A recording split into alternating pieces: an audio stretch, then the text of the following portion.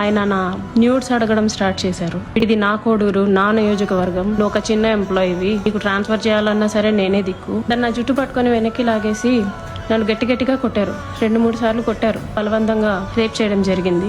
CM Chandrababu గారు, deputy CM Pawan కళ్యాణ్లు తెల్లారు లేస్తే వేదికల మీదకి ఎక్కి పెద్ద ఉపన్యాసాలు చెప్తారు. స్త్రీలకి అండగా ఉండే భద్రత కల్పించే సమాజాన్ని తీసుకొస్తాం. మహిళల మీద దాడులు చేస్తే అదే చివరి రోజు మహిళల జోలికి వస్తే వాళ్ళ అంతు తేలుస్తామని పెద్ద డాంబిక మాటలు చెప్తారు. ఆడపిల్లలకు అన్యాయం జరిగితే మటుకు నా కడుపు రగిలిపోతుంది. మరి వాళ్ళ స్వయంగా మీ కూటమి ఎమ్మెల్యే ప్రభుత్వ విప్గా ఉన్నాడు. అతను ఈ రకంగా ఒక మహిళని బూత్ పదజాలతో దూషిస్తూ దౌర్జన్యం చేస్తూ ఏడాదిన్నర పాటు చెరిచి ఆ బూత్ వీడియోలో చూడలేక సస్తనం రగిలిపోతుంది. అది ఎందుకు మరి చిన్నప్పటి నుంచి నాకు అది ఎందుకుందో నాకు తెలియదు. వాటి ద్వారా వాటిని ఈ రకంగా చేస్తే దాని మీద మీ యొక్క స్పందన అని చెప్పి అడుగుతా ఉన్నాం.